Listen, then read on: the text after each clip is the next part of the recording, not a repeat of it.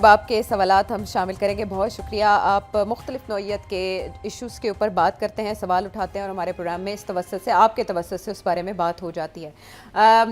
عدنان کراچی سے سیٹھی صاحب کے لیے ایک آفر لے کر آئے ہیں, کیا ہے وہ؟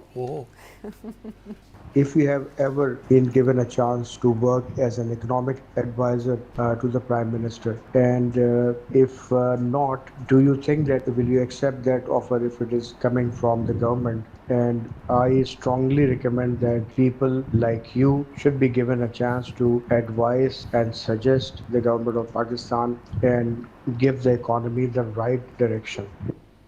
بڑی مہربانی, آپ made my day today by saying all this.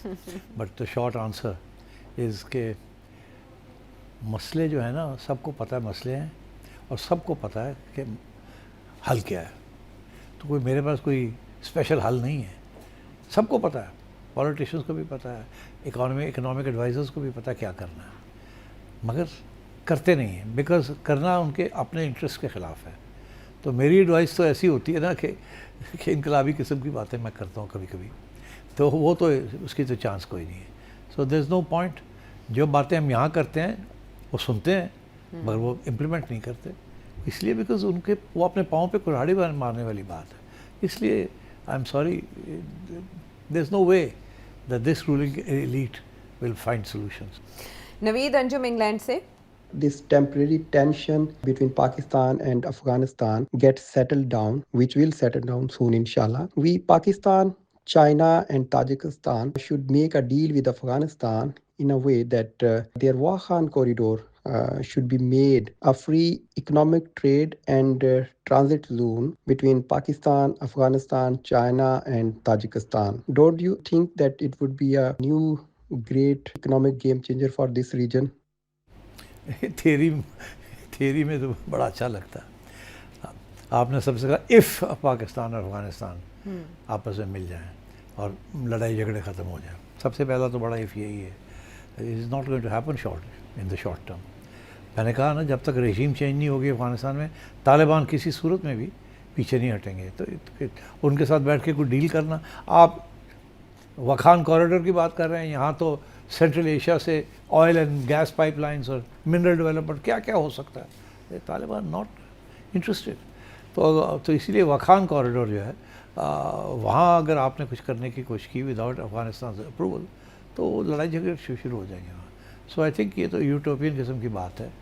ہم ایک زمانہ تھا جب یہ ایسے ایشوز نہیں تھے, تو آئیڈیا تھا کہ we will buy some electricity from Tajikistan, مگر وہ بھی نہیں ہو سکا وہ کوئی.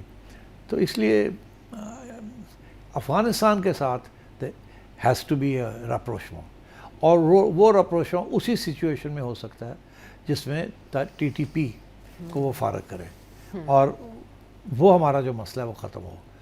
Pakistan is always ready, has always been ready. دیکھیے ہم نے تو طالبان کو پناہ دی تھی, ہم نے تو ان کو ہیلپ کی تھی. عمران خان صاحب کہتے ہیں نا سلیوری تھی, تو ہم نے تو we went out of our way to help the Taliban. مگر آپ دیکھیں کہ انہوں نے کیا رویہ اختیار کیا ہوا ہے. اس کی وجہ یہ ہے کہ وہ ایک ڈیورنٹ لائن کا جو ایشو ہے نا, وہ جینیٹک سٹرکچر میں چلا گیا ہے افغان کے, اور اس لیے وہ کہتے ہیں کہ یہ جو سارا علاقہ ادھر کا ہے, ہمارا جو علاقہ ہے ادھر, وہ کہتے ہیں اس کو نہیں ہم مانتے, وہ تو افغانستان کا حصہ ہے. سو یہ اس قسم کی باتیں چل رہی ہیں. تو اس صورت میں آپ کو بتاؤں 90 کی دہائی میں 2000 طالبان تو اس وقت بھی وزیرستان آتے تھے, اور اس وقت کے جو مجاہدین تھے یا سارے وہ آ کے اس وقت بھی یہ باتیں کرتے تھے کہ یہ علاقے ہمارے ہیں. تو یہ ہمارا پرابلم کیا ہے؟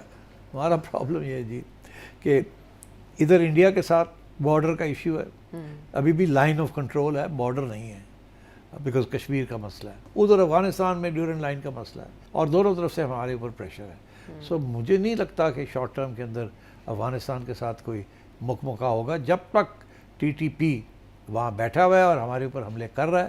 جب تک وہ نہیں ختم کیا جائے گا اس وقت تک افغانستان کے ساتھ نارمل ٹریڈنگ ریلیشنز نہیں ہوں گے. اس کا نقصان ہمیں بھی ہو رہا ہے اور افغانستان کو بھی ہو رہا ہے اور سینٹرل ایشیا کو بھی ہو رہا ہے. برطانوی راج جاتے جاتے جو مسائل چھوڑ کے گیا وہ اب ان کو آپس میں مل بیٹھ کے حل کرنا ہوں گے, اور اگر آپ مسئلے کو حل کرنا چاہتے ہیں تو اس کو بنیاد سے جو مسئلے کی جڑ ہے اس کو حل کریں. پاکستان کا پرابلم کیا ہے؟ سیٹھی صاحب نے یہ سوال سامنے رکھا تو بہت سے پرابلمز میں سے ایک پرابلم کی طرف سفیان جرمنی سے اشارہ کر رہے ہیں. پاکستان میں قائد اعظم بھٹو کے بعد لیڈرشپ کا کیوں فقدان رہا؟ ٹھیک ہے کہ اسٹیبلشمنٹ پاکستان میں بھی مضبوط ہے، لیڈرشپ اس طرح نہیں آتی، لیکن بے نظیر کے بعد یا اب آپ عمران خان کو یا نواز شریف بھی اس کیلیبر کا تو نہیں ہے کہ جس طرح سوچ رہے ہیں کہ جس طرح بے نظیر کا کیلیبر تھا. تو کیوں پاکستان میں لیڈرشپ نہیں آ رہی اس طرح کی کہ ہم جو اپنے ینگ جنریشن کو قائل کر سکے اور ایسا کوئی انقلابی لیڈر ہو اس طرح کے آپ دوسرے ملکوں میں دیکھتے ہیں جس طرح بہت انقلاب آئے ہیں، اور کیوں پاکستان میں اس چیز کی کمی ہے؟ پاکستان میں لیڈرشپ کیوں نہیں آئی؟ لیڈرز تو آئے تھے. آپ نے ذوالفقار علی بھٹو صاحب کا نام لیا، ایوب خان بھی لیڈر تھے، ان کی بھی بڑی شہرت تھی. محترمہ بے نظیر بھٹو کی بھی بڑی شہرت تھی، اور آخری دفعہ نواز شریف صاحب کی بھی بڑی شہرت تھی. ٹھیک ٹھاک ہر ایک کو 2/3 میجورٹیز ملی ہیں الیکشن کسی نہ کسی سٹیج پہ، مگر ڈیسٹیبلائز ہو گئے نا. اور ڈیسٹیبلائز کس نے کیا وہ آپ جانتے ہیں، پاور سٹرگل، اس کے اندر سویلینز ہیو لاسٹ آؤٹ. اور پھر کرپشن کا بہت بڑا ایشو بنا دیا گیا ہے. مگر پرابلم یہ ہے کہ ساری دنیا میں ہے کرپشن.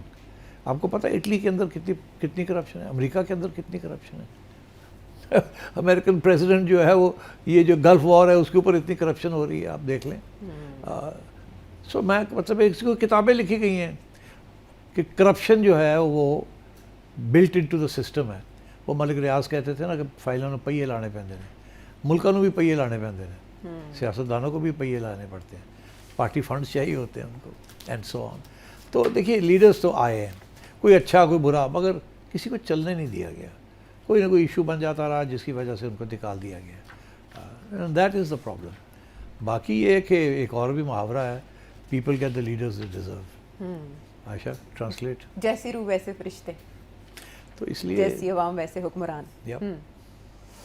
ان شارٹ تو یہ جواب آپ کو مل گیا جرمنی سے سفیان، بہت شکریہ. اب فرانس سے حسیب الرحمان کیا جاننا چاہتے ہیں؟